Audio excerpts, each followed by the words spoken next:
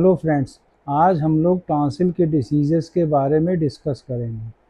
Tonsil दो होते हैं जो कि मुंह में गार्ड की तरह काम करते हैं। मुंह और खाने की नली और रेस्पिरेटरी ट्रैक्ट के बीच में प्रेजेंट रहते हैं।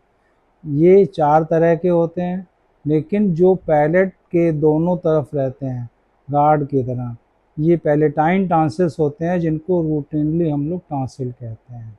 ये दो टॉन्सिल ऐसे होते हैं जो किसी क्लब के दरवाजे पे दो गार्ड खड़े होते हैं, जो कि सुरक्षा के लिए खड़े होते हैं, जिससे कोई दूसरे बेकार के लोग अंदर ना जा सकें। उसी तरह खाने में बैक्टीरिया या वायरस जो इन्फेक्शन कर सकते हैं खाने को, खाने की नली को, सांस की नली को, उसको गार्ड के रूप में ये रोक लेते हैं और ये उनको मार देते हैं। ये इम्यूनिटी से भी मारते हैं और ये इन्फेक्शन को लिम्फोइड टिश्यू होने की वजह से भी बैक्टीरिया या वायरस को मार के उनको ख़त्म कर देते हैं। पैलेटाइन टॉन्सिल्स या टॉन्सिल्स जिसको कहते हैं, इनकी डिसीज़ेस को टॉन्सिलाइटिस कहते हैं।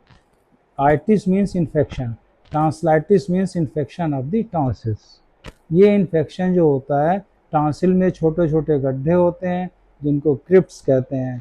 इन गड्ढों में बैक्टीरिया या वायरस फंस जाते हैं और ये इम्यून बॉडीज़ के थ्रू या बैक्टीरिया लिम्फोइड फॉलिकल्स के थ्रू उनको मार देते हैं।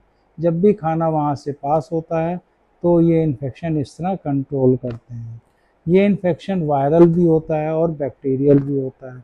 वायरल टॉन्सिलाइटिस में बुखार आता है, जिसको फीवर कहते हैं, गले में दर्द होता है, लेकिन इसके साथ साथ रेस्पिरेटरी ट्रैक्ट में भी वायरल इन्फेक्शन होने के चांस होते हैं, जिसमें ज़ुकाम लगता है, नाक बहती है, छींकें आती हैं और बॉडी पेन होता है और मैलेज होता है, यानी काम करने का मन नहीं करता, सुस्त रहता है। इस कंडीशन को वायरल टॉन्सिलाइटिस कहते हैं, लेकिन इसमें पस नहीं बनता है। दूसरा बैक्टीरियल होता है, जिसको स्ट्रेप्टोकोकल कहते हैं। ये बैक्टीरियल टॉन्सिलाइटिस में पस बनता है। पेस्ट जो होता है वो डिब्री यानी मरे हुए बैक्टीरिया और मरे हुए टॉन्सिल के टिश्यू दोनों मिल के पस बनाते हैं। पस माने बैक्टीरिया का इन्फेक्शन हुआ है और इसको बैक्टीरियल टॉन्सिलाइटिस कहते हैं। स्ट्रेप्टोकोकल बैक्टीरिया कॉमन होता है जो टॉन्सिल में इन्फेक्शन करता है, और इस टॉन्सिलाइटिस में जुकाम, नाक बहना, छींके नहीं होता है। इसमें फीवर होता है, निगलने में दर्द होता है, बोलने में दर्द होता है, खाना खाने में दर्द होता है, बॉडी एक होता है, कान में दर्द हो सकता है और हेडेक रहता है। इस बैक्टीरियल टॉन्सिलाइटिस में फीवर आता है, साथ में गले में जब डॉक्टर एग्जामिन करता है तो पस भी दिखता है। तो ये दो मेन तरह की टॉन्सिलाइटिस हैं। वायरल टॉन्सिलाइटिस में चूंकि बैक्टीरिया नहीं होते हैं, इसलिए एंटीबायोटिक्स का कोई रोल नहीं होता है, जबकि बैक्टीरियल टॉन्सिलाइटिस में चूंकि ये बैक्टीरिया से होता है, इसलिए एंटीबायोटिक्स का रोल होता है।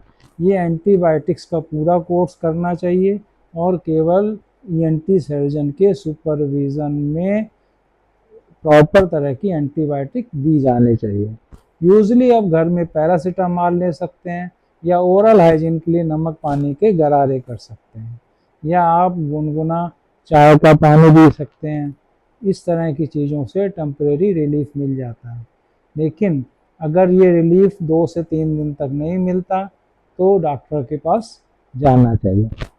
अब जो ट्रांसलाइटिस होती है एक्यूट, पहली बार हुई, पहली बार में अगर आपका वायरल है तो 5 से 7 दिन में ठीक हो ही जाएगा, लेकिन अगर बैक्टीरियल है तो ये 5 से 7 दिन में तभी ठीक होगा जब प्रॉपर एंटीबायोटिक्स दी जाए।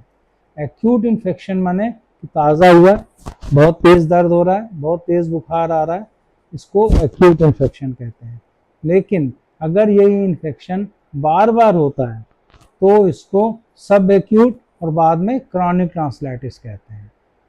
इसमें क्या होता है, अगर गले में टॉन्सिलाइटिस का इन्फेक्शन पिछले साल 5 से 7 बार से ज़्यादा हुआ है, लेकिन अगर यही इन्फेक्शन हर साल 2 से 3 बार हो और 2 से 3 साल तक लगातार होता रहे और मरीज़ को इतनी तकलीफ़ हो कि खाना ना खा पाए, निगलने में दिक्कत हो, बोलने में दिक्कत हो, बार बार बुखार आए, उसके वर्किंग आवर्स अफेक्टेड हो रहे हों, तो ऐसे कंडीशंस को क्रॉनिक टॉन्सिलाइटिस कहते हैं।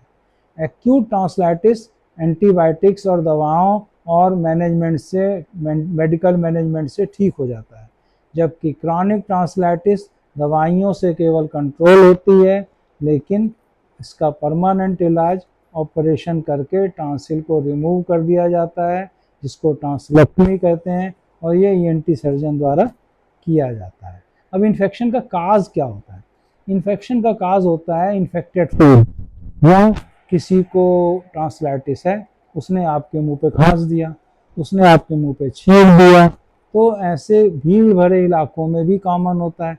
क्लोज चैम्बर्स में, जैसे पिक्चर हॉल में, एयरपोर्ट्स में, बस में, एसी बस में, जिसमें कि या एसी बंद कमरों में पार्टी में बैठे हैं, किसी को है दूर, उसने खांस दिया, वायरस ड्रॉपलेट इन्फेक्शन के थ्रू हवा में आ गया, आपकी सांस के साथ आपके मुंह पे आ गया। ऐसी कंडीशंस में जब भी बाहर भीड़ के समय निकलें, स्पेशली वेदर चेंज में, तो मास्क लगा लें, जिससे कि ड्रॉपलेट इन्फेक्शन जो होता है मास्क से छन जाता है और मुंह के अंदर वो इन्फेक्शन नहीं जा पाता। तो इस तरह हम लोग टॉन्सिलाइटिस को मैनेज करते हैं। इस सबसे बड़ी बात है कि कई बार पस ज़्यादा आता है तो मुंह से बदबू भी आने लगती है, तो हमें ये देखना है कि अगर मुंह से बदबू आ रही है तो उसका कारण टॉन्सिलाइटिस तो नहीं है। अगर बार बार गले में दर्द हो रहा है तो उसका कारण वायरल है कि बैक्टीरियल टॉन्सिलाइटिस है। कई बार ये दर्द मुंह के दूसरे अंगों के इन्फेक्शन से भी होता है। तो इस तरह हम लोग टॉन्सिलाइटिस को मैनेज कर लेते हैं, और हमेशा इसका प्रिकॉशन करना चाहिए। प्रिकॉशन में प्रॉपर फूड लेना चाहिए, इन्फेक्टेड फूड, बासी फूड को अवॉइड करना चाहिए, बाहर का खाना अवॉइड करना चाहिए, और आपको जिस चीज़ से एलर्जी है उस चीज़ से दूर रहना चाहिए। कई बार सांस लेने की दिक्कत से भी ये दिक्कत हो जाती है। तो इस तरह फूड का, प्रॉपर एयर का, प्रॉपर वाटर का, कि इन्फेक्टेड वाटर ना हो, इन्फेक्टेड जूसेस ना हो, इन्फेक्टेड फूड ना हो, इस तरह हमें इसका बचाव करना चाहिए, और घर में ही इस तरह हम इसको प्रॉपरली मैनेज कर सकते हैं। Thank you.